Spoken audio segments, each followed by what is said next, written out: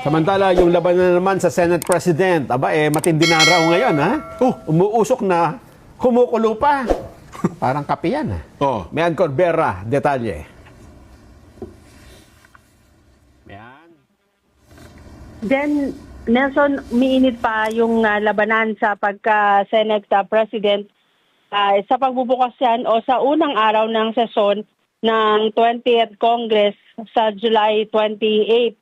Sa isang statement, sinabi ni Senate President Francis Escudero na sa kanyang magiging liderato, itutuloy niya ang pagbalangkas ng mga panukalang batas na makakatulong para sa iangat ang buhay ng ating mga kababayan. Ipinagmalaki niya na sa kanyang pamumuno mula noong May 2024 hanggang sa third regular session ng nagdaang Kongreso, umabot daw sa 213 ang mga nagawa nilang batas kung saan may 39 pa ang naghihintay ng pirma ni Pangulong Bongbong Marcos.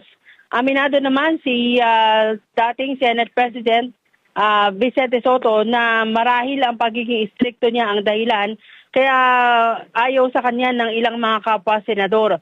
Pero sabi ni Soto, ito ang natutunan niya mula nang maupo sa bilang senador noong 8th Congress dahil ito ang nakalagay sa kanilang rules and procedure.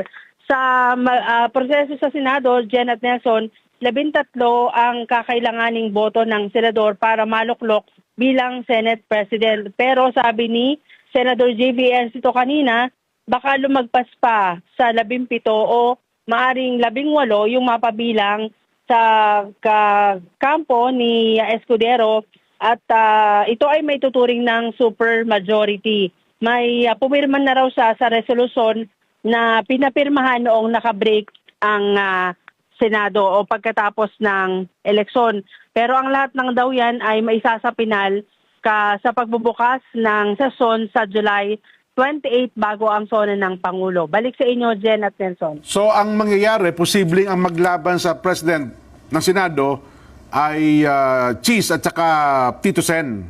Tama, Meng? Dalawa na lang yung malinaw na kandidato, Jen at Nelson. Ayun. So, silang dalawa na nga lang, Cheese at saka Tito Sen. Tama. Ayun. So, kung, di ba usually ang ginagawa dyan, kung sino ang second highest vote, ay siya ang magiging minority leader. Oo, dyan tsaka ang mukhang hindi nalalaban si Senator Risa Hontiveros dahil yung kanyang mga ikinampanya pala, ipinagmamalaki niya na yung kung dalawa. sino mapabilang Oo. sa minority bloc na sina Senator Kiko Pangilinan at Pam Aquino, mukhang sumama na rin doon sa super majority bloc. So sa majority pala, hindi pala sa minority sumama. Hindi sila sasama kasi meron silang hinihinging chairmanship ng mga komite. Yun daw yung mga inalok para doon sa susuporta sa bagong Senate President. Pero sabi ni Migs kahapon sa kanyang press con, meron daw bagong committee, Slap Soil Committee. Ano ba 'yon? Slap Soil? Ang sinasabi niya kasi nga hindi na sila nakakasiguro na sila ay mapapabilang sa majority kaya sila ay minority bloc na. Sila ay mga slap soil, mga sa Tagalog din, hampas lupa. Ayun. So ang kanilang komite, hampas lupa na sila. Hampas lupa, wala kang komite din. Wala ka na rin chairmanship, wala kang komite. Pero pag minority ka, pwede ka kasing pumunta sa lahat ng committee hearings at sa lahat ng mga proceedings. Anong nangyari? Bakit siya iniwanan ng kanyang majority leader na si Joel Villanueva? Yun ang hindi natin masiguro, Jen. Meron yata silang personal, hindi natin matiyak yan. Pero, ganon. Oo. Pero friends pa rin daw ba? Ginagalang niya yung... Pero friends pa rin ba sila ni Joel? Ano? Kaibigan pa rin sila ni Joel, Senador Joel. Ang sabi niya kanina, nagpa-interview siya sa amin, Sen Mix, ang kaibigan niya ay si Sen JV. Pero kabilang doon sa seatmates block. Si Sen Joel, si Sen Win, si Sen JV. Nawala na si Sen Angara at si Sen Nancy. Ayun, kasi ang kanyang majority leader dati, di ba, si Joel Villanueva, di ba? Yun ang kanyang pangunahing tagapagtanggol ni Mig Zubiri ay nawala na rin para sa kanya. Ay, nako. Pero anyway... May nagsasabi din, sa politika, walang permanenteng kaibigan. Nagtataka nga ako kay Senator Migs, parang nagtataka pa siya. Alam na alam din naman niya yun di ba? Ano yun? Sabi ko sa kanya, wag na dapat siya magtaka kasi alam naman niya yon, di ba? Ni Senador Mig Subiri. Tama.